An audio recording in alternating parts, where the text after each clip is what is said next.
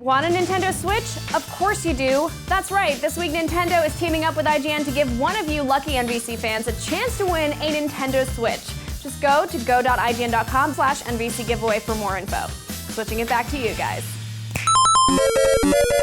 Here we go! Welcome to Nintendo Voice Chat. I'm Jose Otero, and this is IGN's Nintendo Show. And coming up on Nintendo Voice Chat, we're going to lead off the show with basically our post-show from the Nintendo Direct on April 12th.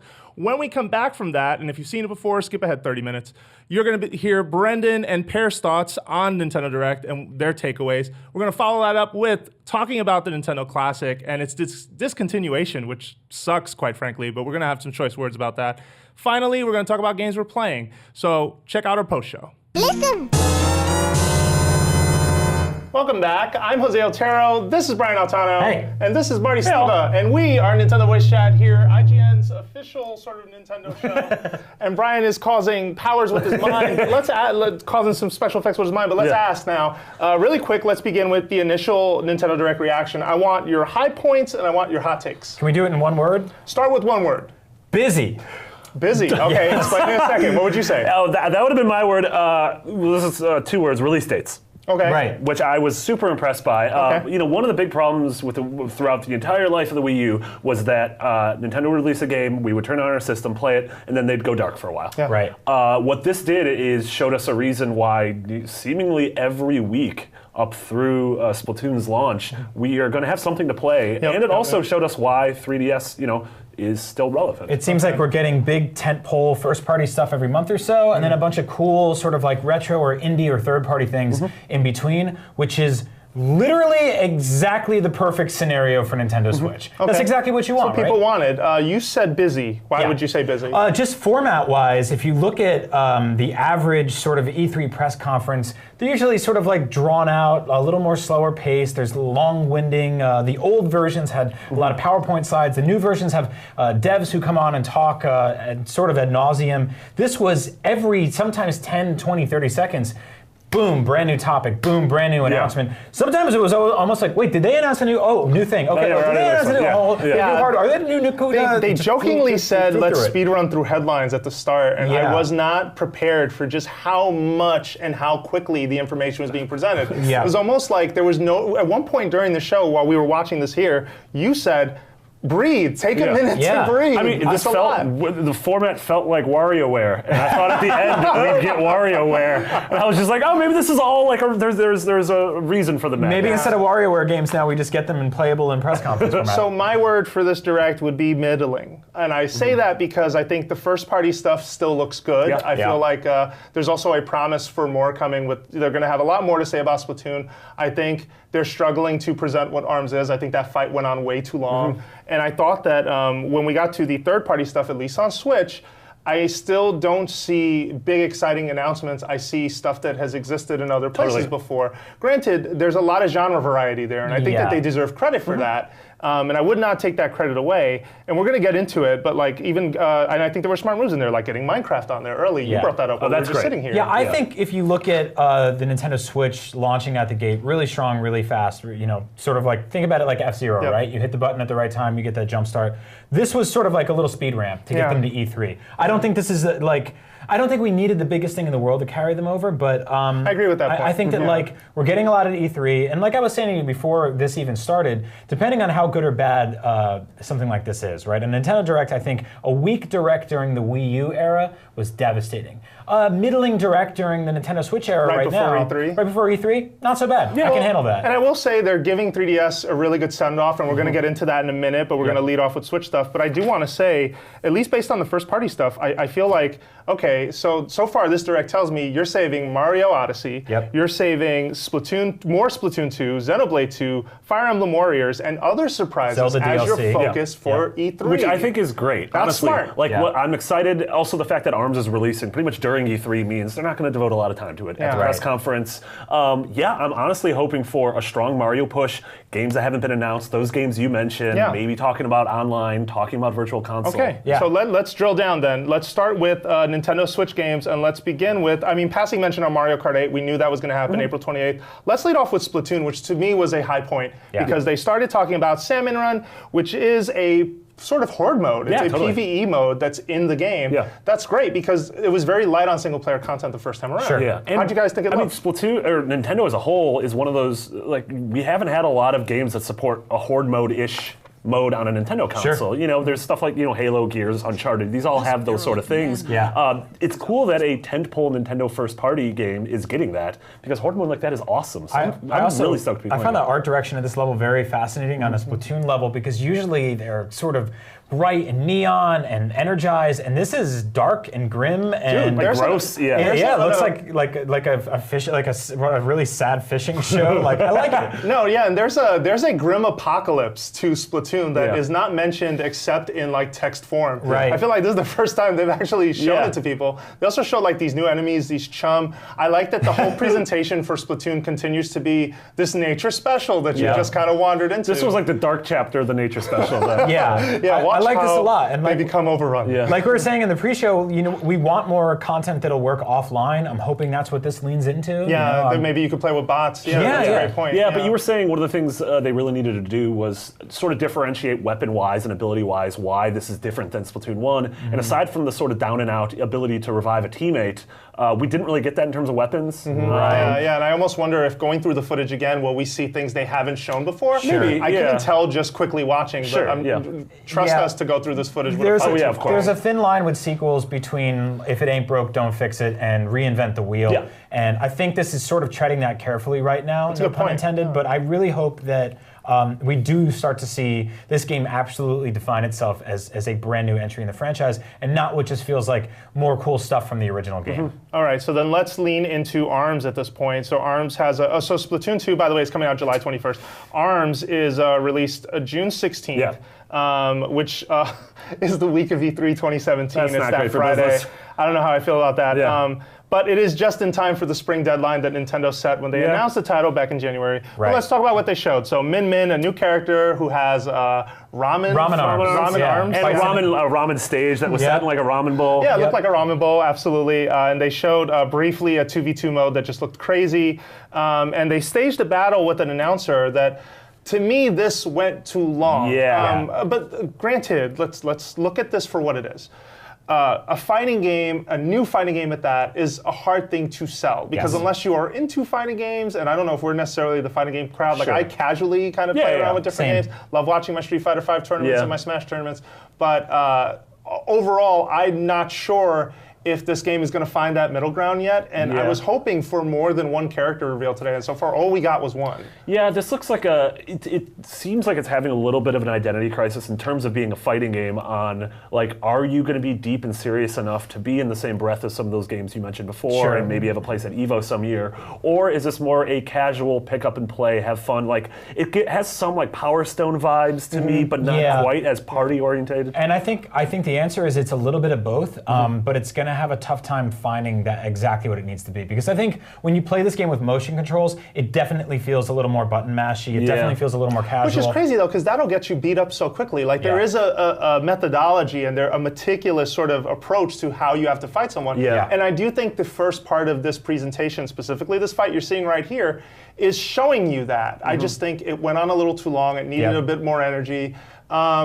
You know, when you think of some other fighting games, this is not to knock this for not having this, but there's sort of a flare at the end, like, oh man, they have their super, it's going to go down. I feel like I didn't really get that here, even though I may have gotten it and just, it happened and I didn't even notice. I think characters are really going to define this, and if people lock into the ones they really love, you might get a sort of like, I am getting minor like sort of Overwatch vibes from the way the color and art direction. The color, art direction, the way they're sort of overemphasizing the character, which is a very good place to be, right? And the setting was cool, the art direction's awesome, it's bright and beautiful. I just want to see like how this really pans out. Like if you buy this game, is this going to be something that you'll predominantly want to play in single player, multiplayer? My one worry is that everything I've seen so far, nothing looks bad, but the whole thing seems slight.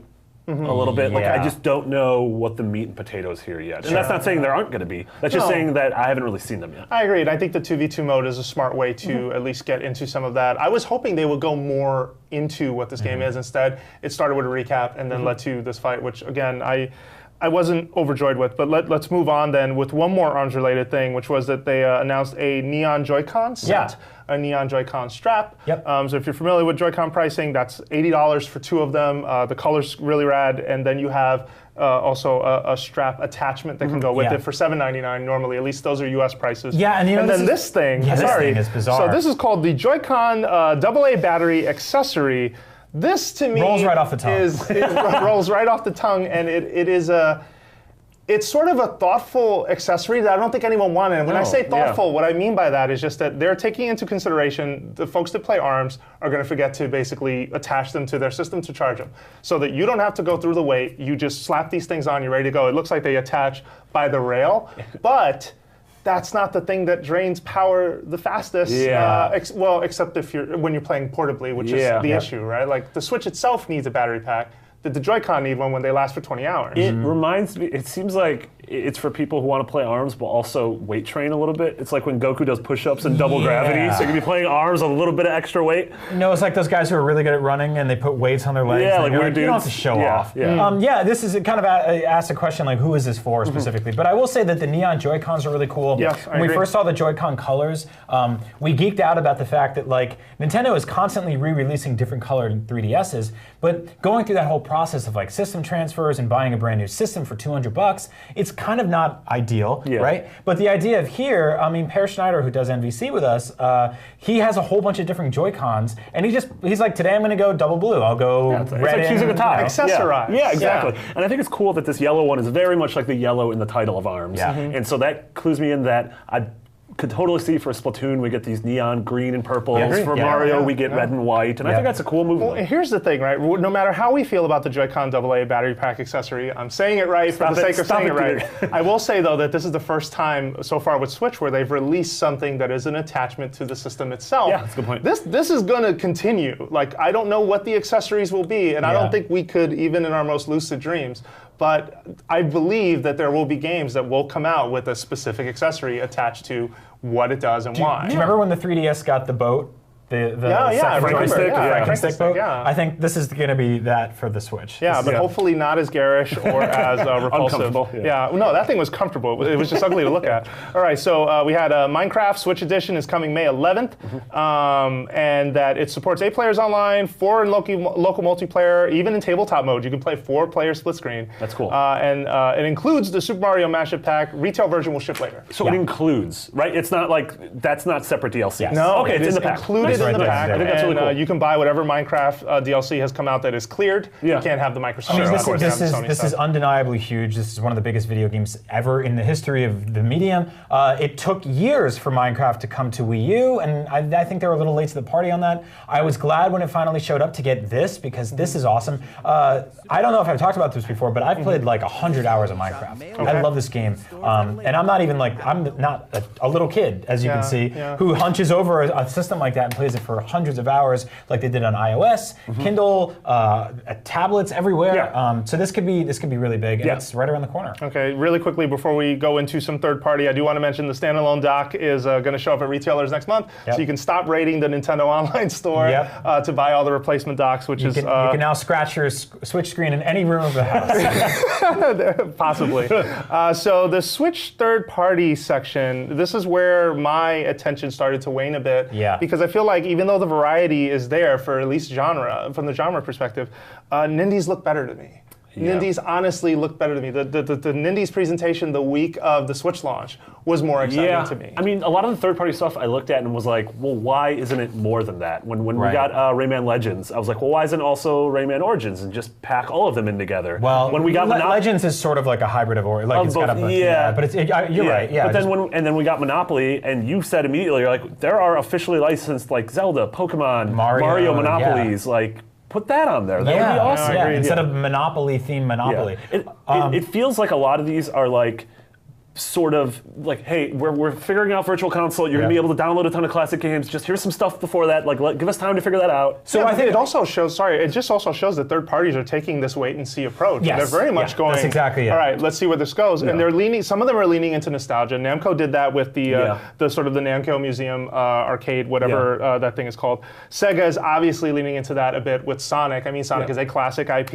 And then you have Capcom, who's doing it with Ultra Street Fighter 2. Sure, and then you had all those SNK games, like you have archives as well. Yeah, so it just feels like for the majority of third party, they're just leading into old stuff to grab the casual consumer versus new exciting games. But the great news is that Switch sales are really strong, and I think people are going to that wait and see approach is going to turn into we want to be part of this conversation approach. And I think by E3 and by fall, absolutely, you're going to get some really concrete, legit third party game announcements. And right now they're playing it safe, and I honestly think that like there's some cool stuff in there, and it's going to help you sort of get through the week to week while you're waiting for the big tentpole Nintendo stuff. But I want more. So speaking of that, then let's run down what got announced with a date. Just tell me what you thought. Quick hot take. You got a minute. Don't spend too much time. So Puyo Puyo Tetris, April 25th.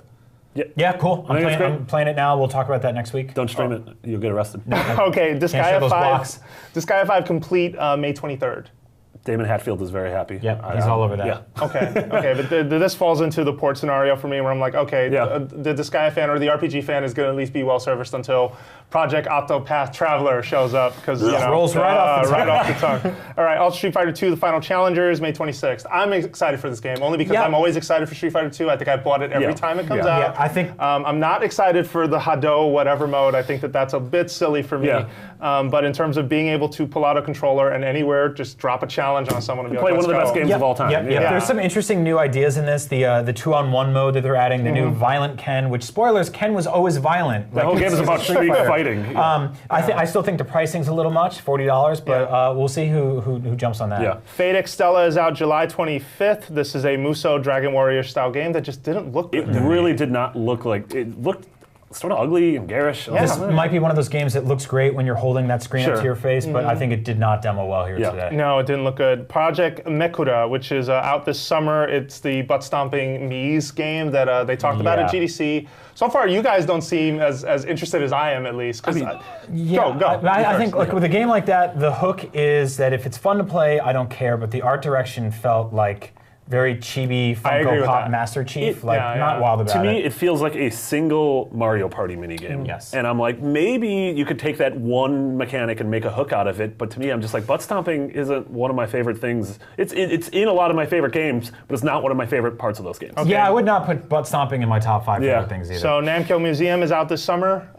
Play Dig Dug again for the first time. Yeah, it's along with some others. There were some cool arcade games. I think the cool thing about this thing is the ability to turn it vertically and play in like the original arcade perspective, which is nice. I would like them to sort of put out a vertical stand for the Switch so you can pop off that screen and just play with two controllers side by side. I like that idea. Basically set up a little arcade cabinet on your desk. Sonic Mania out this summer. Sonic Forces this holiday. Let's just round them together. Sonic Mania looks fantastic. Sonic Forces TBD. Yeah, sure. And everyone who's played Mania has really loved it so far. And obviously now we haven't gone hands-on with Forces yet. So Monopoly is out fall 2017, and like we said, even though it uses HD Rubble in a neat way, sorry, I just don't care. But you know what? That's a casual play. Give them the props for that, I guess. Yeah, Marty and I were saying that board games are a good look for the Switch, even though like it doesn't seem like it's the best idea, but having two players right there with your own screen, it's the kind of thing where you can play a board game on an airplane. Yeah, totally. I'd like to see sort of a Hasbro collection. You know, bring more board games. You don't bring Monopoly boards on airplanes and just like put them up and just like I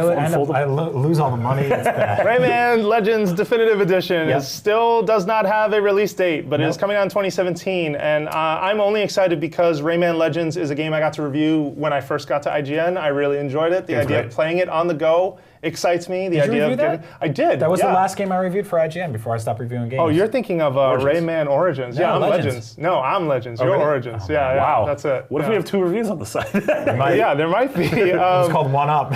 So there it is. THQ Nordic is bringing Cinemora EX and Battle Chasers Night War this summer. Cinemora. I love Suda. That is not one of the Suda games I love. Okay. That being bums me Grasshopper out. manufacturer, involvement. Yeah, and I think the Battle Chasers is based off the Joe Mad comic, which is also sort of the Darksiders design. Art direction's really cool. Art direction's cool. I sort of want to see what the game actually plays I need to like. play it. Yeah, totally. no, my verdict was out on that one, but I did like art direction. Finally, Payday 2 is out in 2017. I was That was a really surprise. surprised to see that. Yeah. Genre mismatch, audience mismatch a little because you just Yeah. don't expect the Nintendo fan to be into bank heists, but that doesn't mean that those people won't show up. That game's immensely popular. We just don't play it. Yeah, and it's also, to me, like the sort of online shooter thing on a system that it might not be online all the time is always interesting. But that being said, it's a cool option to have. Like if you can connect to Wi-Fi and play some Payday, go for it. Yeah. Right, let's transition then to amiibo announcements. I think there were 13 amiibo revealed during the stream, maybe. I may have Zelda, missed 3 Splatoon, and 6 Smash Brothers. Brothers. And a Yeah. Pikmin. And a Pikmin. There we And go. a Pikmin, yeah, all right, so I think we hit the number. So let's start then with Cloud, Corrin, and Bayonetta. Are these Finally, three boys right here? Finally! Oh, okay, or let's just start with Zelda, fine, since it's like that. Or both. So no, it's happening so quickly. Let's go back to Majora's Mask Link, Twilight Princess Link, and Skyward Sword Link, please, only because I'd love to freeze frame it and just look at this, because these are basically based off of the key art that was in those original games. Key art? Yeah, sure. So far we're not going back, but that's okay. I think they look rad. They come out on June 23rd, the Zelda set. That's fantastic. The Majora's Mask one is kind of questionable because I'm surprised they didn't just give you the Majora's Mask. Like you have a Goron. He's holding mask. the Goron mask. That's old key art. I've seen Yeah. that pose like 100 times. I'm a little bummed that if we're going to do more Zelda amiibo, that we don't do some of the awesome side characters in Breath of the Wild, or like some of the. There they are. Yeah, but What some about of the, Bogocline? No, but like They some already of the, got him. He's wearing a G-string. Like the four. No, they're not called guardians. What are they? Yeah. The keepers of the divine beast. Yeah. Like the 4 of them would be cool. I want that sexy the fish champions. man. Yeah, the champions. Yeah. absolutely. Look at those ice heels that Skyward Sword Link is wearing. Yeah, that's good. those occasionally show up, but you can see Nintendo's doing a much better job Yes. at Of masking that, They've been yeah. knocking it out of the park as far as some of the amiibo designs go. Now let's talk about the Cloud, Corrin, and Bayonetta amiibo. Let's look at those on the screen. Finally, 19 months later, I did the math that while we were crazy? waiting. 584 days since the moment those things got your announced. consolation prize for waiting so long is that you get them in 2 flavors each, So- and different poses too, which was really. I need interesting. these to finish the set. I've never collected a full set of anything in my life. I decided the Smash Brothers amiibo series would be the one time I would do it. And on July 21st, I am paying $13 times $6 to get them all. I think But I'm it's cool excited. that we have like traditional Final Fantasy VII Cloud and then Advent Children Cloud, Bayonetta 1 and 2 Bayonetta. I love that like, Corrin, there's male-female, because I they think did that's not cool. do that Yeah. with Robin. Yeah, I think that's Robin really is cool. a similar character in Fire Emblem. Yeah. From Awakening, same circumstance, main character, you get to choose gender. They did not have that. I'm glad they have that here. They didn't say if these are going to come in 2-packs or not, did they? They did not. I would assume they don't. I would assume they don't. Yeah. They know that these big adult amiibo babies like us will just buy them no matter what. What I fear is Bayonetta is GameStop exclusive, and Target gets not again. Cloud. Yes, again. Yeah, Believe that's right. The it's Wawa scary. gas station in New Jersey. There's a Wawa. There's a Pikmin amiibo, July 28th that comes I really out like with the this game. one. I thought This that one one was looked cute. really Yeah, good. yeah. I did not queue up footage or prepare our friends for it, but there was also the Splatoon amiibo, which looked fantastic. Thought those amiibo looked great. Definitely improvements over the first set, and the first set looked great too. Yeah. And Yeah. Nintendo took a chance on Splatoon the first time around as a new IP. Those amiibo were the top-selling amiibo in Japan because Splatoon hit so well there. I was wondering if they do the same for ARMS. I said, amiibo. Here they will are. happen. So I think that They're what's not. Look at really that. awesome about these amiibo is that the poses are incredibly playful. Yeah. And you look at the squid, like just the way he's flying off of there, and there's none of those like pea stands or like the ice blocks that they're sitting on.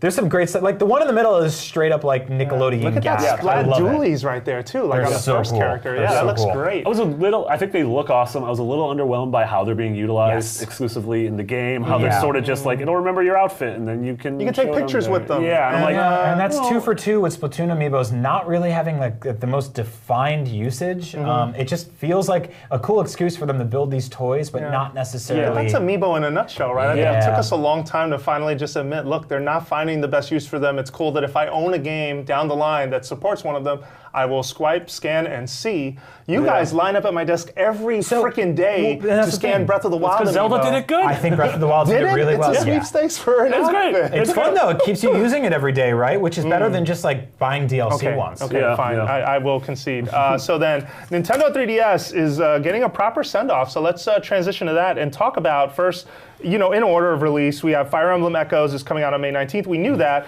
DLC is coming. Some will be free. Some will be paid. More details later, but there's a season pass. Right. We've seen this with Fire Emblem before a little bit. We've seen sort of the intent to sell more with that game. I know when Pear saw it at PAX East, they didn't want to say it one way or another. It's good to hear they will continue to support that game after it is out. Let's go down the list, though, of 3DS software, right? So Ever Oasis on June 23rd. My favorite segment because the poor director of that game, producer, whoever that was, he looked terrified. It looked like there was a gun off screen. Looked very strange. The game looks cool, though. Yeah, there's an RPG with sort of an Egyptian aesthetic behind it. And one that I'm really curious to play a lot more of. It's also being made by Grezzo, which is the team that made Ocarina of Time 3D for Nintendo and Majora's Mask 3D for Nintendo. Good team. Did you guys feel throughout that entire 3DS thing, I'm like, these games look pretty cool, but I do wish they were on my Switch. Like, I do feel that way, yes. but I will admit that when we've seen this generational transition between Nintendo platforms, what Nintendo has done in the past is said, oh, Mother 3, never mind. No, we're not putting this out. I feel like they're bringing out everything. I mean, Monster Hunter Stories is on this list. Let's go through it. So RPG Maker, FES, on June 27th. Not the hugest RPG Maker fan, but regardless, smart move for the people who care, I think. I would love to build Brian an RPG epic about him. I might just do that, or challenge our listeners to, if there's a way to share that Build your best Brian game? Build your best. Breath of the Wild. There we go. There it is. We did it. That. We did it. Hey Pikmin will release on July 28th. Love this title. Okay, talk about what you thought of the footage. I think it's incredibly different for the franchise, obviously. This is not our first time seeing it, but we are seeing a lot of new stuff, like Olimar swimming, which is bizarre. Didn't know that man could do that, but he's got an airtight helmet, so it works. Yeah, if he can space, he can swim. Yeah, he ran on the water before. This is a great franchise, and I think in lieu of waiting every 3 or 4 years for a legit sequel, this is a cool kind of stopgap. The two-screen thing is tripping me up. I don't think it's ever truly worked. We've seen it with Yoshi Island on DS. We've seen it with stuff like, going back to like Beautiful Joe. The gap always sort of gets in the way. It's always kind of an issue. Let's see how it works out with this one. Yeah, I like the fact that it has like a Lost Vikings, Mario Donkey Kong vibe to it, where it's sort of that 2D. Lemmings, which is cool to me. I think that I would rather have this on a 3DS than a sort of dumbed down traditional 3D Pikmin game. But that being said, I would still love a Pikmin game on Switch. The amiibo usage is interesting because it's a portable game, so I guess you're bringing that too. Yeah, they didn't go into specifics on what it does, but man, it looked great. Like a really cool looking amiibo, and hopefully the first time that Pikmin will hit well. I just feel like every game gets a lot of attention. I feel Pikmin 3 is a completely underrated game by a lot of people on Wii U. One of the best. Because it was on Wii U. But we move on That's to the most Wii U has been said all day. Yeah, it has. So Concept Revolt is coming on August 29th. If you know Concept, you know this game. Apparently this announcement was already out there, so this is not new information.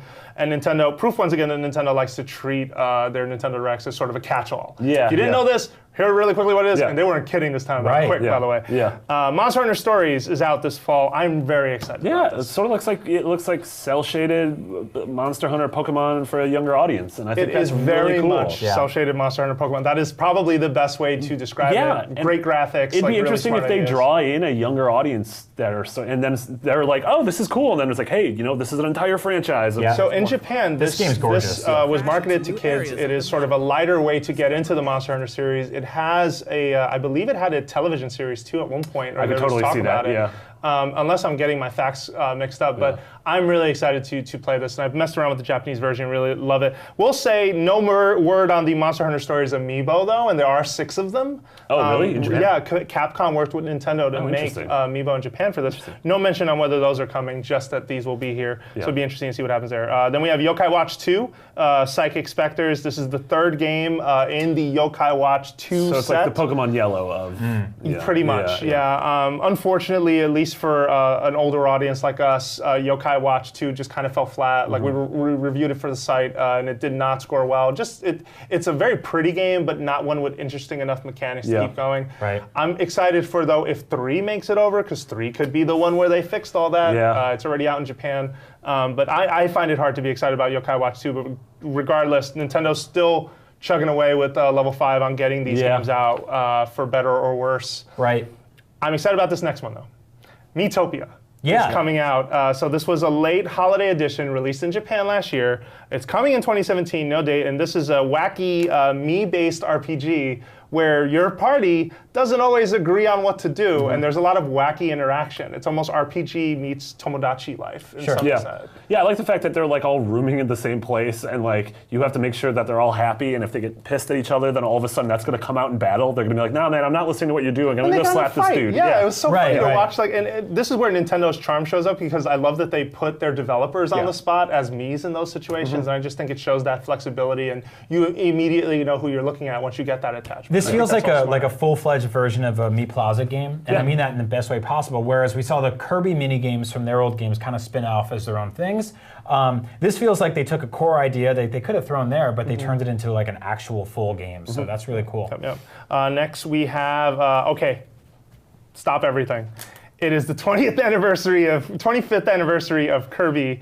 And a lot of Kirby stuff got announced. I only say this because there's a running joke on Nintendo Voice Chat. If you don't listen or watch, we are a weekly show on IGN where Per Schneider, the company GM, always says that a platform is about to go when they unleash all the Kirby games. And oddly enough, we got Kirby Clash Deluxe, which is a mini game from Planet Robobot. That's out today. It's a free to start game, and you can pay for the rest of it if you want. But if you own Robobot, you're not that interested in this, because this is actually a mode you already have.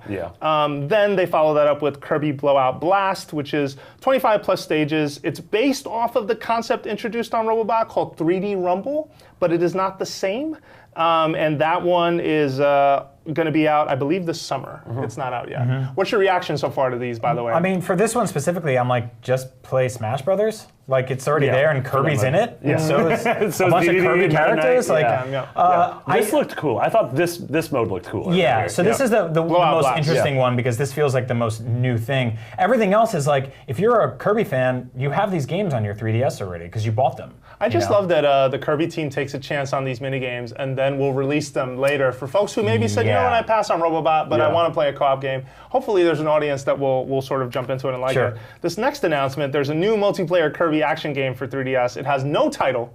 All they want you to know is that this thing exists. Working title. Also, it will be out this holiday. According to Per, it's probably the last 3DS game ever. Really? Probably. Per is tweeting that right now. Yeah, that checks out. Yeah. I agree. And then we have Bye Bye BoxBoy, which is out now. Will be released today. There's an eShop demo where you can play all 3 BoxBoy games if you've never played any of them. And this is... So the BoxBoy series is kind of this sort of small cult hit, I feel, at least within the office. I know I've put a lot of time into it. You've played it. Per's played it. Really clever puzzle design made by HAL Labs, the guys behind the Kirby series. Sure. Yeah, I put it in the same vein as like Pushmo, where it's these really smart, really sort of small, tight puzzle games with a really strong aesthetic. I love the fact that if you have BoxBoy 1 and 2, that you can sort of get that monochrome, like almost like the original Game Boy aesthetic. These amiibos functionality is really cute too. Yeah, totally. I like that functionality. Yeah, and the BoxBoy amiibo is not part of this set. Which there is a BoxBoy amiibo that was released in Japan, and there's a way, I think, to buy them if you're in Australia or something. I can't remember. I think the online retailer has it.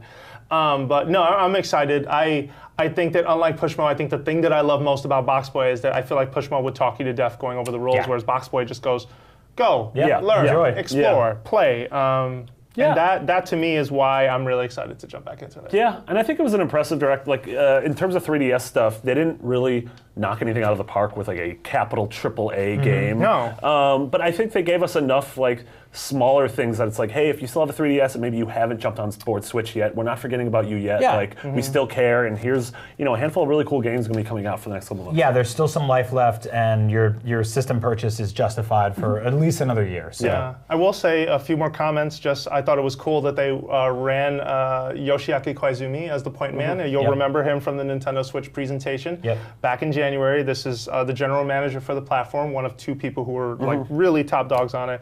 And I'm really happy to just see more of him. I feel like he is the new face for them and for this system specifically. I'm a bit sad that they didn't find more charming ways to take advantage of his personality. Because I mean, that whole magic show bit in the January presentation was absolutely amazing, and that was not here. Yeah, I mean, he has like an internal energy to him, and he seems enthusiastic, which I think is cool. Like, put someone like that up front. Don't put like a sort of a boring suit. A lot of companies will put a boring suit just reading off a PowerPoint. Whereas like this is like, he seems like a guy who wanted to be there, which is cool. I mean, Nintendo's been experimenting with this direct format for a few years now, and if you think about it, we've seen a variety of different ways that presentation animation can unfold, from puppets to animated stuff to Mega 64. Yeah. And this is a new take for them, obviously, and it's faster and it's more energetic, and some of it worked and some of it didn't. Yeah, I think they need to slow down overall. Yeah. That's my final sort of just take on it. I just think there was a lot of interesting stuff in here. Maybe not all of it deserved to be in one place. Yep. Maybe Nintendo Direct does not need to be a catch-all. Don't treat it that way. Some of these could have been a press release. Honestly, a trailer and a press release afterwards. Yeah. So my question to you is, we're 2 months-ish out from E3. Do you think we hear from Nintendo before then, or do you think, I mean, obviously games are going to be released, but do you think that this is the last Direct before, the E3 Direct or conference or whatever they do? I think it is. I think that the next time you hear from them, it's just, here's our E3 plans. They do the funny video or the charming, the past 2 years in a row, they've done, how are we going to go to E3? And then they do this sort of thing. Yeah. I think you'll see more of that. It'll point to the date of their conference, which is always that Tuesday. Yeah. And it will tease what it will tease. And we talked about it, right? I mean, you've got Mario Odyssey to talk about still, which everyone is excited to hear about. You've got more Splatoon 2 to talk about, single player specifically. Xenoblade 2. You've lied to me before, Nintendo, about Xenoblade. You've kept me hanging for years on Xenoblade Chronicles X. Oh, wait. And there's more. Yeah, seriously, Metroid. Where was it? Yeah. I don't need the entire E3 booth to be dedicated to Metroid. I just need like 70%. You want Zebes? Yeah, you want Zebes like last Yeah, give me some Zebes. I think it's pronounced Zebes. It doesn't matter. It's a fake word. Yeah, so you agree, this will be the last time we hear from him? Yeah, absolutely. I think you guys are right. Press release, maybe some news tidbits here and there. That's about it. The occasional product that we didn't see coming, but otherwise save it all and come out strong at E3. Absolutely. And hopefully, I think now that all these third-party games that you don't care about, like Monopoly, or at least we don't care about because we're sort of the hardcore segment, that means at E3 you have more interesting things to say to me. So. Yeah. You got those things out of the way, so I'm excited. I hope a company like Ubisoft got these out of the way that we were a little underwhelmed by, and that at E3 maybe they have something cool to say. Yeah, because if those games feel more like a favor than they deserve any kind of fanfare to me. I'm just like, this doesn't work. Yeah, but it's exciting to me that they're going to be able to focus a lot on Mario and games we don't know about yet, which I think is really exciting. I mean, I think Ubisoft specifically has a lot to say about 2017 in the coming months. They got whatever they're doing this fall, and we'll see how much that lands on Switch. Yeah. Hopefully some of it. Yeah, totally. All right. Well, there you have it, folks. We've done it. Our first Nintendo Voice Chat, Nintendo Direct post show. Thank you so much for joining us, Marty, Brian, and of course, Jose. You can find us on Twitter. You can find Marty at Nick Biggity. You can find Brian at Agent Bizzle. You can find myself, Jose_Otero. Thank you so much for watching, and we'll be back next week with more Nintendo Voice Chat. Here we go. All right, welcome back, and we're going to talk about our final thoughts on Nintendo Direct. Joining me to talk about it, Brendan Graeber. Yo. Brian Altano. Hey. And Per Schneider. Hey. You're playing a 3DS. What year is it? What? What? I am. It's a Super Metroid. Have you guys played this? Oh, It's really good. I've it's a really good game. I've heard that's a good game. It's a really good game, Okay. yeah. Well, so Per and Brendan, you guys were not on our post show yesterday's capacity was limited. Actually, you were both busy. Why don't you guys talk a little bit about what you thought of that Direct? Because Brian and I have pretty much done it to death at this point. You want to go first, Per?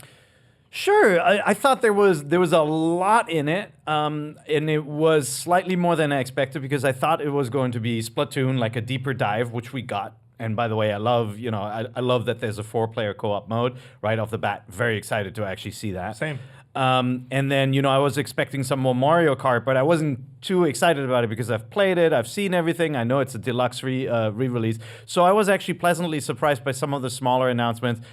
Yellow Joy-Con, you guys know I cannot resist buying more colors for this thing. You were the first person I thought of when they said this, and the only person I thought of. This is going to be terrible. Actually, I was talking a lot of smack when I was like, oh yeah, different colors, I'll never do that. I own 6 Joy-Con right now. What? Surprisingly, that happened. Continue. Just Karen. think, I mean, when we got yellow and blue in the comments, it's going to be awesome. So I like that, but overall, whenever there's a Direct, I always hope that it's more than I think it's going to be. Sure. And I thought it was going to be Splatoon and Mario Kart, and that's essentially what I got.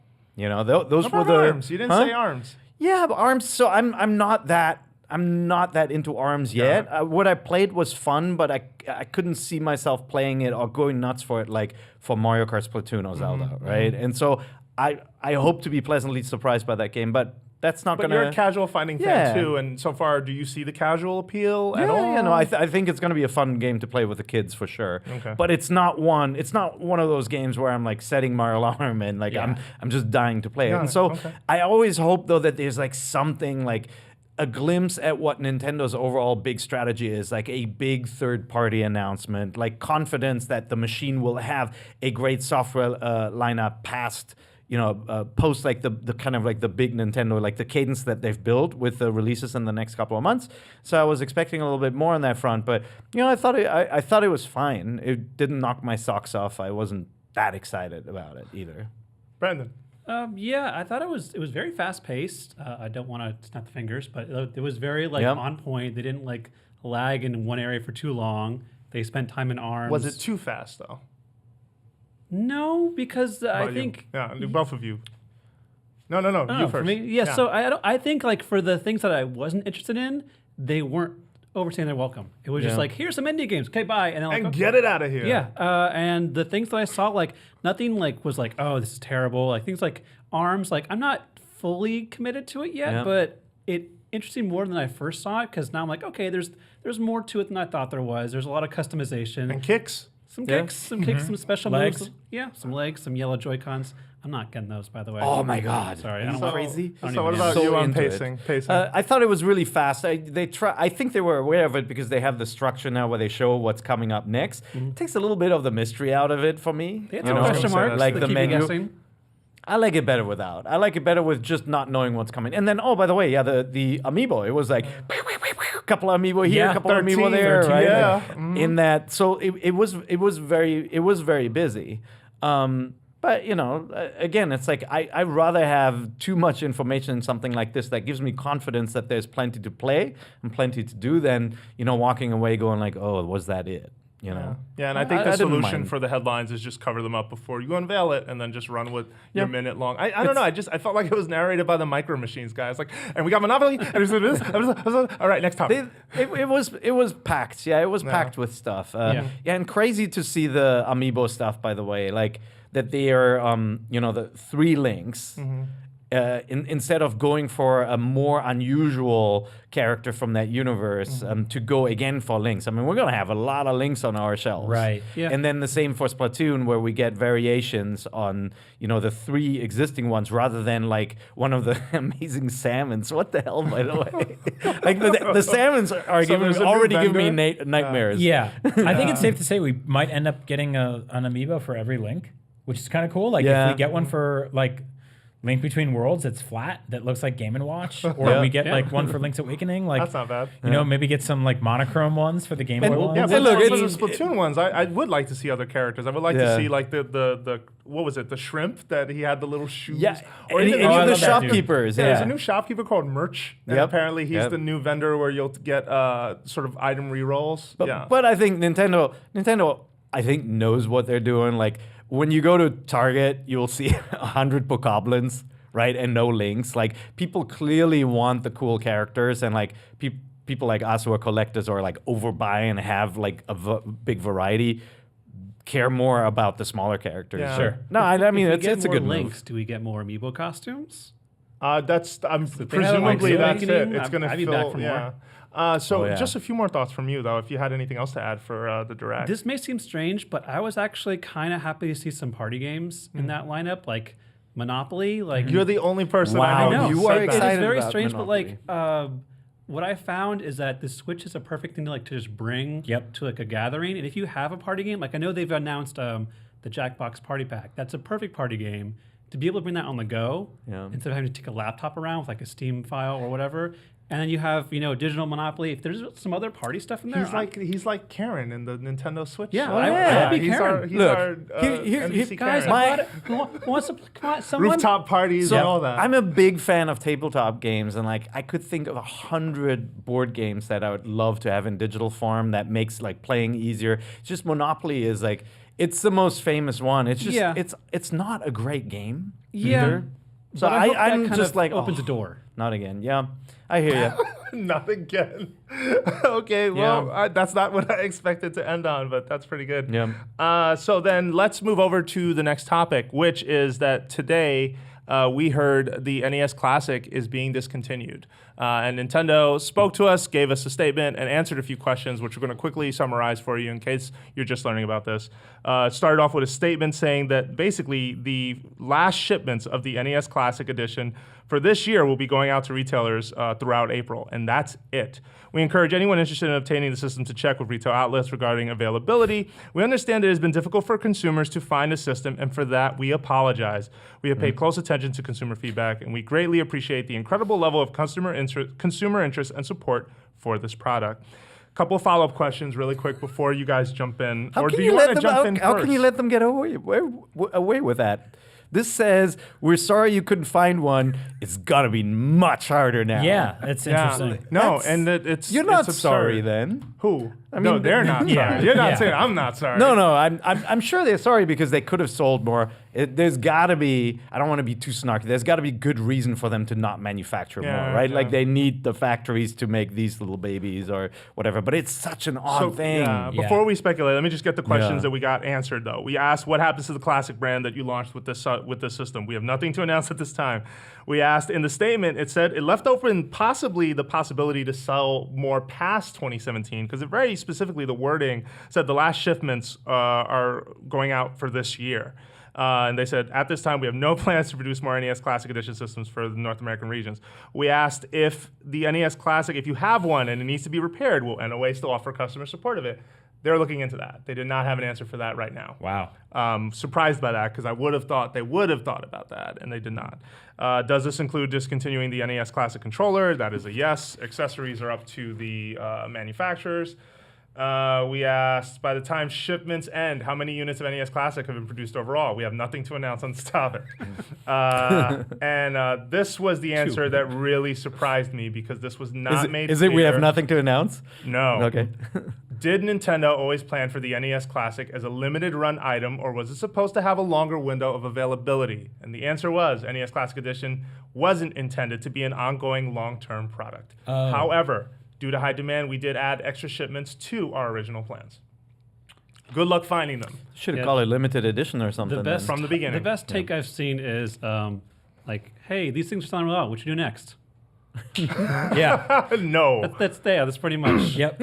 All right, so have at it. We don't know if other territories are going to do the same thing. Presumably they are. Yeah. So Europe, Japan, everyone's basically shutting this party down. This actually reminds me of the Direct, because when they announced the standalone dock, they were pleased to announce limited quantities of a Switch dock. Okay, I didn't even remember that, but Yeah, yes, I know. the the wording was doc. very like, hey, we're pleased to announce this thing you're not going to be able to find because we have limited quantities. Yeah. Moving on. I mean, there's the argument that they're doing this because of just shortfalls on production, and obviously there's demand for the Switch because you cannot. There's no Switch is ever in stock for more than a couple of minutes anywhere, right? Like that thing goes away. But the other is clarity of message. Like they may just want to tell a very clean story that this is the Nintendo machine you need to get, rather than having someone walk into a store and go, what should I get? Well, maybe I'll get the Classic, it's way cheaper. Who knows? But with that device, you were reaching a consumer that wasn't going to buy a Switch. Yeah.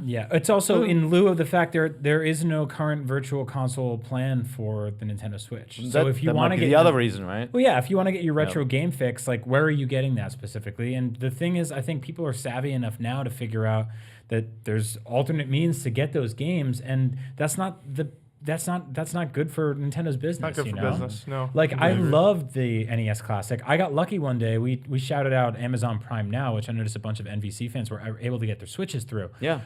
Which is awesome. Keep looking through there if that's what you're looking for, your Nintendo hardware. That's how I got my NES Classic, and that was really cool. I brought it home over Christmas. My brothers sat around and played it for every night I was home the entire Christmas break. They are both like very lapsed gamers, but something like that can bring you back in.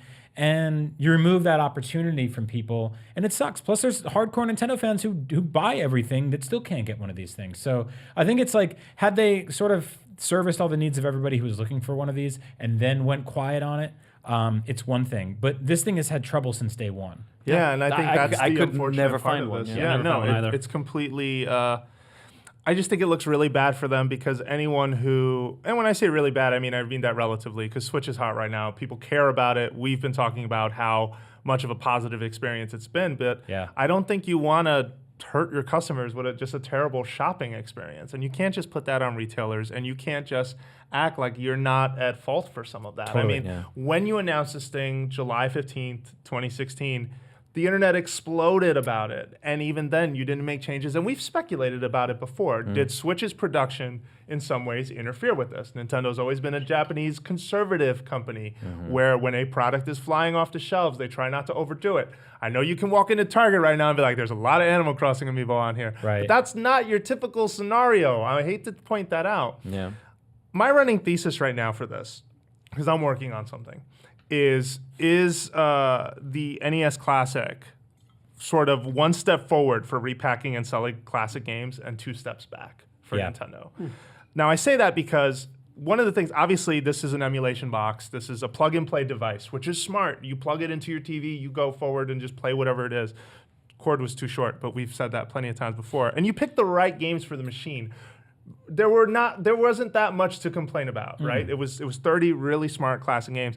And then you went above and you did look and feel, which has been done before. You got your janky Sega box. I've seen it at your desk. Yeah. But that thing, you can feel creaking, right? Like it wasn't really that solidly It's a little rough around the edges, yeah. It had a wireless controller, but you have to like sit right next to it. Like Plus, I mean, the UI on the NES Classic is awesome. Yeah. Right? Like it's really cool. It's really clean. It's fun. Like it inspires you to pick a different game and like flick around through all the different options. So these like, were it's all cool. positive steps, and even the quality of emulation, the fact that like 1080p display, like very simple, you want your CRT mode, we have a filter for it. It's not as in-depth as a $500 NES you can get from like I'm forgetting the name of that thing, the analog, the analog mini NT. Like that thing is just, that is the hardcore emulation device. If you want a device that does that, it's got a hefty Rolls price right tag off the for it. Yeah, it does. Now, the step back was not enough demand, not enough production was the biggest step back, I feel.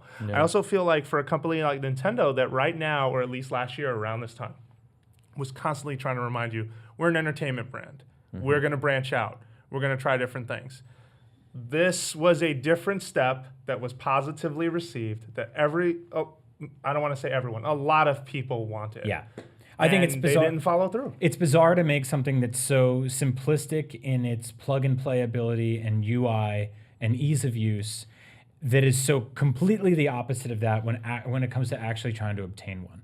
I mean, the hoops that people have gone through to get this, the eBay auctions, and they've all like jumped up like crazy in the last few hours since this story broke this morning. $180 plus. Yeah, it's insane, and people scalp these things. People snatch them up, and they sell them by the dozens on eBay. There's an eBay thing for like 46 of those. Yeah, and they're rising in price. Yeah, I never like to I see thrown at Nintendo constantly you're leaving money on the table, and I always just kind of roll my eyes because I'm like, well, what do you know? It looks like this is true. Yeah, we've said from the jump that this should have been the device that you can walk as you're walking out of a Walgreens or a Target or a Walmart. Yeah. It's on an end cap. Sharper Image. You grab it, Sharper Image, everyone's favorite store to get a massage and buy a $7,000 pinball table. Just casually. And the spike. Just casually. Just passing through the mall. That should have been there, right? That should have been something you grab, you throw it in your car, like the same way you get a candy bar or something. It's a little more expensive, obviously, but it's a sort of like impulse buy. And you know, obviously, Nintendo now has two active machines in the market with the Switch and the 3DS. And I always imagine that they will have a cheap version of Nintendo gameplay, like a Game & Watch or something. And the NES Classic got close to that, like a Game Boy Micro, but not at a premium. You know, a small device you can have with you at all times. I gotta think there is some. It's not just madness, right? It's not. They don't like pissing off customers. Like, does this mean that there's an announcement around the corner for a virtual console? Right. You know. So I have a couple theories there, and I'm glad you said that. Right. I think. Obviously, Switch is going to have its virtual console. There's no question. Thanks. That was really harming the table and the camera shot right now. Trying to find my thought. That was throwing away the. You're just throwing away the money. idea. I wonder if, so Switch is going to get its virtual console. That's inevitable. There are plans that are being put together, if not figured out. I wonder, though, the one thing we're not talking about is what if this is a discontinue and try again? What if the wording on this, what if the angle on this perspective from their side is, this product, we are struggling to get it out the door. This is not the right fit for this. Let us try again when we're ready. Here are two NES colored controllers for your Switch.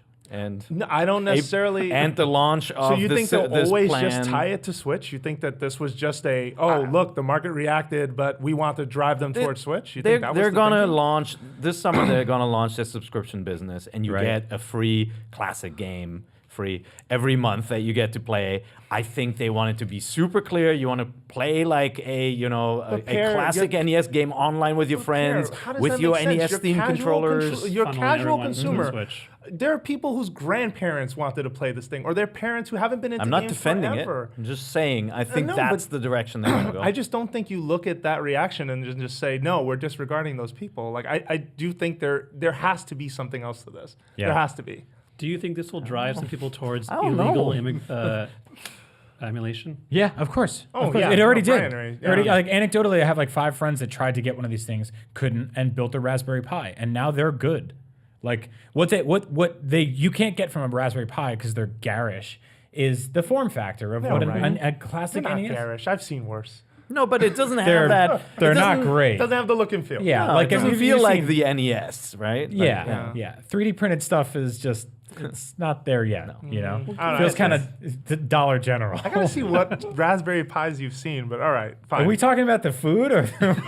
yeah, we might be. No, so like I mean, like they should be able to sustain creating. Like, I mean, if one of the theories here is that they can't make a Switch and a 3DS and an NES Classic at the same time, kill off one of your 3DSs. You're making 70 of them, right? How many different form factors are there for the 3DS? Yeah, but they've quietly pulled that stuff away from market, and we just never noticed. Like the I wedge walked is into gone, Target, right? Yeah. they had a no. The wedge is still around. The If wedge is stores still still had around. them, yeah. Wow. The 2DS is still out there. Okay, good. It got redesigned, dude. Like they changed the colors on it and everything over Christmas, but then they were really hard to find over Christmas.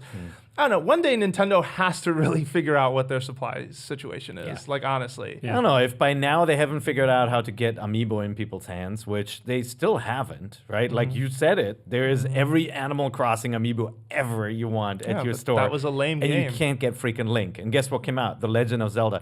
Is it that hard? Is Right, it that or hard? the Ocarina of Time link that I saw Yeah. people tweeting about they were going on eBay auctions for because they want that costume and they can't just walk in a store and buy it, But what- even though there's a new Zelda out. Okay, but with Animal Crossing, do you think they misread the market and specifically Yes. the Yes. market's ability to recognize an Animal Crossing They character? also thought that their party game would be a hit, and no one- Yeah. I mean, every piece of software they push out, they hope is a hit. Like they're sure. gonna front that, whether they believe it or not. I don't think that that's an indicator. I don't think you would see. I'm any- talking more franchise appeal. Like Animal Sure. Crossing sells well. It does. Yeah. It's been a top 5 performer for I think the last 2 consoles. I think they It's had a been better on, hit with the barring Wii U. cards, Yeah. the amiibo. But they also looked at, even people freaking out over not being able to find Wii Fit Trainer. Right? Right. Wii Fit Trainer is not a character that kids are clamoring to play as or to have, Yeah. right? And yet that sold pretty well, right? We gotta imagine. My wife loves yoga, and she saw Yeah. that Wii Fit Trainer, and she's like, "Can you get me one for work?" And I was like, "Are you kidding me? No, There's this some is lesser mine." But I people. think These they are looked impossible to find. I think they looked at that and they overestimated how long the kind of craziness around collecting them all would last. And Yeah. the moment you have all the Animal Crossing animals that look very similar, I think some of the air came out. And they ended up with them sitting on store And shelves. some of that was tied to the fact that, like, in Smash Brothers, you collect character trophies. It's something you've Yeah. been doing since, for decades now. And that was sort of loosely connected to being able to do that in the real world. There was a tangible kind of connection there. With Animal Crossing, I think they misread it. I have a feeling that had they put out a full-fledged, actual legit Animal Crossing game, you would have seen a lot less on the shelves. Me too. Because I think that there would have been a deeper connection intrinsically to those And figures. Yeah, if you think that's about true. it, they tried again with with an update to a 3DS game that no one was really expecting, and they repackaged that Yeah. 3DS game, hoping that maybe it would move the needle. And I don't know. Like I'm I like to see Kinda- how I'm the kind of cards sold. 'Cause I confused. feel like that was like a better attempt than say again. the cards, the amiibo cards. I bet you they sold better than the Mario Sports amiibo cards. Yeah, maybe. But yeah, I mean, look, this is not a first for Nintendo that they have supply chain issues or issues manufacturing enough units. Yeah. Like, it goes back to the Wii. The Wii did all right in the end. They managed to get lots of units in people's hands with the NES Classic. Whatever the reasons, they're not going to do that. But does it hurt a brand? do people look at that and go, oh yeah, there was this thing they made I really wanted, could never find it? There was a sheer terror around the launch of Switch because of I don't think it hurts the brand at all. I think it makes it more premium. Like if anything, it's like you got it. Don't tell them that. No, but if you want one, they know. But They if you know. want one, you gotta go through to some efforts, right? And then it makes people also feel special. It's like, whoa, you have a Switch, right? Well, how many people do you know that pre-ordered like 2 or 3 Switches at the off chance that 1 or 2 would get Oh, canceled? I know several. Yeah, That's I'm why one I of them. got You're one. one of them. Yeah. You're one of them, right? I mean, it's like We ruined it for everybody with our Yeah, key well, I Switches. canceled mine, so I hope you got it. Okay. But there was a sheer terror around that. And then when my Amazon order got delayed, I was like middle fingers up to the entire world because I thought I this is going to remember be that an day. amiibo situation. I've never seen you that disappointed in my that was 3 years working that was here. actual depression. Yeah. Yeah. All right. I need to But I'm move good forward now. because we do have to move on. It's all better now. I think we've said everything we need to. Nintendo, because you occasionally listen, this was not a good move. And hopefully when you trot out I think you should trot out the idea again of a virtual console device separate from Switch. I think that you tapped into an audience you did not expect. Your super fans showed up because they always freaking show up. Right. But when it is the top story on Rolling Stone or it's the top story on like websites that have nothing to do with video games, if Good Morning America is that excited about it, you tapped into something that has potential. Hello, it limited does. Super Nintendo emulation. I mean, I would say Brendan and I are super fans, and we tried to show up. Like, there was not even enough for super fans. I know, Yeah. but It was I just mean, not I'm not enough. saying that, Yeah. but just more like Yeah. anything they put out will Yeah. obviously attract the Superman. It's just Yeah. more, you actually attracted someone else this time and you weren't ready. You said Superman. I was like, Super fan. That's you. Superman 64. We're the losers. All right, so let's Come on, Switch. move forward to, let's just have some quick thoughts on some games we've been playing. You and I have been playing Mr. Shifty, Yeah. which is a new game, action title in the vein of Hotline Miami, but Yep. you have the powers of Nightcrawler. The perspective is top-down. Talk about your experience. Yeah, I really dig this game. It's not the typical type of game I'd play on a Nintendo console because outside of the fact that there's no blood in it, it's a pretty violent game conceptually. Yeah. It's about this guy who's like a sort of no-name protagonist named Mr. Shifty with a red hat on and a blue coat. And it's a heist. And he goes into this tower that's very Die Hard-ish, and he basically goes floor by floor, taking down just waves of bad guys. Killing everyone. You don't use guns. You can pick up some melee weapons, and that's about it. All the other enemies have guns and fists and turrets and all kinds of stuff. And the thing that separates it from other games of its ilk, specifically something like Hotline Miami, is that you have like 5 dashes that you can do. You can basically teleport.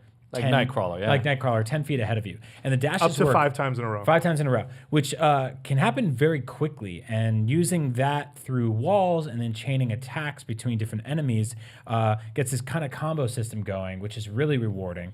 And you end up like, if you can nail it, walking in a room, teleporting in a circle, and just quicksilvering every dude. Well, you're in like there. Nightcrawler in Yeah. the X-Men 2 opening Yeah. when he attacks the White House. Yeah, like it's that was such that's an awesome sequence. scene. It's really, really it. cool. And it feels great. And I was worried that this game felt a little too Hotline Miami-ish. But I think what it loses in that sort of style and flavor, it gains in the puzzle element that it brings in by having that shifting, jumping ability, Yeah. which I think brings it to a different level than Hotline Miami, which sort of a lot feels very trial and error-y, where you're kind of rushing into a room with a machine gun over and over and over. Interestingly enough, though, I felt like Hotline Miami had better presentation. Definitely. and Music, value. I I mean, feel the like music the was music awesome. was Yeah. better. I thought the concept was like just coked out, really weird story. The animal masks, And I think that Mr. Shifty has a core premise in the heist, but then it's all these cartoon characters around you. You have someone in your earpiece who's your accomplice, and none of the dialogue is very memorable. And then you have Mr. Stone, who's the antagonist, who basically owns the building, the guy you're trying to rob from. And he's also a cardboard cutout of a character. And whatever, it's pulpy. It's supposed to be forgettable. It's not supposed to be award-winning material. It feels But- very like 90s after-school cartoon. yeah, sort of and that's you the know? thing. Like, I don't Which know. I'm okay Maybe with. I'm too old. Like, I didn't appreciate it. Like, Yeah. I was just there. Like, I like my cartoon references and reference material when done right. I just think this was poorly done. Yeah, I feel like it's like the setup is thin, but ultimately it's not really what I'm there for. It is the action. No, yeah. and I agree with you It there. just it kind of nudges the story along, but I mean, like, yeah, most of the dialogue is done with one drawing of one woman giving you sort of like a heads-up display. or the villain Or the saying, villain I'm going popping to, in. Yeah, I'm Yeah. going to kill you. Are you still Some weak? of the Like you can die in one hit. Yeah, so you can die in one hit. If you're shot once, you will die immediately. And then as you progress, the enemies start developing different types of technology to deal with you, or start introducing different kinds of technology. So there's like missile turrets where the missile will follow you around if you run, but you can teleport to get away. But the explosion can still take you out if it hits an object that you're next to. They also have these temporal displacers that basically nullify your ability. You cannot teleport in these rooms, and they do this cool, this is the one time the audio gets cool. They do this audio thing where the music sort of just fades into the background and you just hear the lowest version of it, and it sounds like there's a lot of noise. Like sounds like you're wearing earmuffs. Yeah, it sounds like you're wearing earmuffs and you are separated completely from the soundtrack. That is a really cool effect, and it instantly communicates that you're in an environment where you don't have ultimate control. The other way you toy with enemies, though, is fantastic, and I wanted to throw this in there because I think that this is really important. The teleport mechanic and the way, yes, you only pick up melee weapons, but then there's a point in the game where you could pick up, there's these proximity mines on the ground, and when you get close to them, they start cooking. Like you hear first beep, second beep, third beep, you gotta get rid of it or get away from it. You could pick it up and be holding it. So I could pick up a mine in one room, teleport through the wall, throw it on a guy, teleport out of the room. He's standing next to two people. Cool. Boom. Oh, that's great. Or sometimes he'll run into like a crowd of bad guys and take them all out. I was hoping it would have like guns and stuff, like Smash TV type stuff, but it's all melee based. So it's got stuff like You'll that. mostly use your fists. Yeah, and you feel really cool when you like pick up mine, do that, pick up mine, go there, and you want to watch it, but you can't see it because the like what happens because the camera is so limited. Like you can sort of adjust the view slightly to just see what's happening in the next room, but it's not like you have 100% sensory perception of, oh, what happened in that room? Like, are they all dead? I don't know. Okay, let me go check. But I also don't think like it feels... badass. You really do. Like, I think the gameplay in this game is awesome. It feels like it's... The fact that they keep comparing it to, like, Nightcrawler meets Hotline Miami, I think is, like, kind of reductive, because I think it's a lot more than that. Like, the puzzle element of it is really smart to me. Like action puzzle. Yeah, totally. And I love that. And I think one of the other audio cues I really love is that it's got this like sort of like 90s Rage Against the Machine covered band soundtrack, which is like whatever. It's one song. But when you die, the music hits this like record scratch and everything goes gray. So it'll be like dun, dun, dun, dun, dun. Yeah, and that's and then cool you're effect. like within a second and a half, you're right back in there. So it's got that Hotline Miami thing. I wish it was like the tiniest bit faster. So my other beef with this game is I just feel like the opening section takes too long to get interesting. Like they introduce you to the idea that you have teleportation powers and that melee is your primary means of combat. And by the way, when you punch someone, you don't just hit them; you send them into a wall in some cases. Like you have like almost Hulk-like strength when you punch people. You can punch through a wall if you stand there and punch long enough. Like it takes 10 plus swings, but you can actually do that if you really want to. And enemies react to sound. But it takes too long on just focusing on that one ability. And I just think it's the developer sort of worried you don't have it down yet. But in a game where the minute you die, the repetition kicks in and you have to do it again, I think you're getting enough of the repetition. You didn't need like 3 levels of this game, 3 or 4 levels. I felt like I already had a handle on it, but once I hit the middle section, it got interesting in a great way. I'm just not sure if it pays off yet because I'm not done. Gotcha. Yeah. I've only watched you play it. It stutters a little bit, and when you punch, sometimes it doesn't land where you intended. Like if I'll be swinging at Brian, and then it'll just like not hit him or swing over there, or it'll hit him, but my fist is facing that way. There's little hitches like that. I also I actually was gonna say I noticed some slowdown towards the end of the game where things get a little more chaotic and they start throwing dozens of enemies. Handheld or TV? Handheld. Okay. I've entirely played this game handheld. Okay, I played it on the TV today for the first time, and it looked better than I thought. I played it at my desk, and he wasn't that impressed at first. Yeah. You know, if you see a video, the first 15 minutes, I start dying at minute 9 because guess who descended? The troll. He was playing and recording, so I trolled him the entire time, which meant like he was completely screwed up. Oh, really? So if you watch the video, you can pinpoint the moment that I walk up. And it's like, you can freeze the moment. I think I even stopped moving at one point because I turned to him like, do you mind? Like I'm 9 minutes in. Jose, are you supposed to get killed by that guy? It's like, all in all, welcome. I really dig the concept. I really dig the game. I think it's really fun, and I especially want to see. I'm really happy to see stuff like this on the Switch in the first month or so. It's really unique, and I think it's like it's a cool genre twist. Totally, and it's like as a handheld game.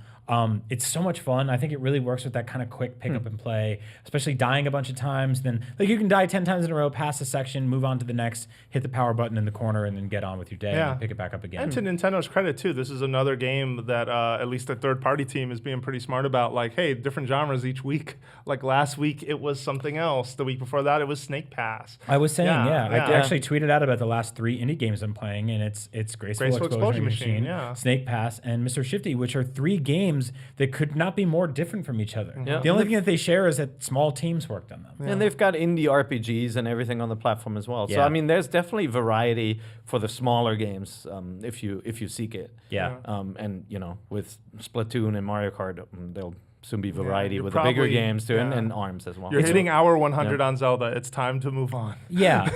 No, seriously, like I got 8 shrines left. I'm not done yet. I know it's like for a lot of people, like you can't focus on 2 games at once, and I know Zelda's the big one you can't take your eyes off. But like, there's a lot going on the Switch. Can we talk about it now? Like, I get back to Zelda. You can play it forever, but like 200 hours. When you're ready. Jose and I are going to be over here having a conversation about some of the other awesome games in this thing, so I hope you're listening. Yeah, absolutely. I played some Lego City Undercover very quickly. Load times are horrendous, but the initial load time is bad. Yeah. But that game picks up in an interesting way for me. As someone who didn't play it the first time around, I like it a lot. I'm very surprised how well the 80s cop stuff works, only because the average kid playing a Lego game doesn't get it. But I thought about it, and I'm like, well, that's a great way to get a parent's attention. Yeah. They're sitting there, and you're hearing Dirty Harry references and Columbo. When was the last time someone mentioned Columbo? And like, I think that was probably me 20 years ago. Yeah, look that up if you're a youngin' right now, because that was one question. Yeah, I think coming off playing an open world game on Switch after Zelda seems daunting and terrifying, but this is a nice, cool down, relaxing open world game. And I've never been big on the Lego games. And I do think that Lego Star Wars Episode 7 had enough improvements in the Lego formula over this game, so it feels like a step back if you've played like some of the newer stuff. But whatever, like I'm enjoying it.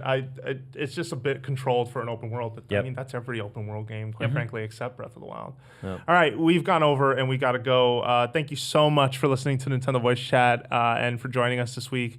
And are we plugging anything specific this week? There's a new episode of Linked Together that I think went up today, and there's a very, very, very awesome surprise. It's so good. If you recognize...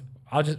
I guess don't spoil. Don't spoil. Yeah. There's a very awesome Breath of the Wild. It's a show. It's about Zach Ryan and I playing Breath of the Wild together, each holding a Joy-Con, and it's very frustrating and funny. But we get a very, very special guest from Breath of the Wild make a special appearance in this episode. Have you guys done the thing yet where you switch the controllers? We were gonna do it for. You're usually the right one, or which one are you? Left. You're left. Yeah. That'll be a surprise episode. So you're looking. You get to be the other side. Yep. Yes, progress. My trolling thing is I always whistle when we're supposed to sneak into something. Like Zach was like, "Let's go to the Great Fairy and steal all the little fairies on the outside." I'm like, "Yeah, sure, totally." And they all fly away. And he's like, "Damn it!" They actually do fly away, huh? They built that in. They can hear you. They don't like that. Totally. I didn't realize that. If you move quickly, they'll run. So I noticed that. Sound too. Fairies hate whistling. All right, so check out So LinkedIn. Link Together. Yeah, Okay. Link Together. LinkedIn. Link Together. I said LinkedIn. Where did that come from? Link Are you Together. looking for a job? Maybe. All right. So thank you very much for watching and listening to Nintendo Voice Chat. We're a weekly show on IGN. And of course, make sure you check out IGN.com. And that's our show. You can find Brendan Graeber at @Raga_Fraga. You can find... Why Agent are you laughing? I love that name. I'm at Agent Bizzle. And you can find Per Schneider at... Pair IGN. All right, you can find myself, Jose _Otero. Thank you so much for watching and listening. We'll be back next week with more Nintendo Voice Chat.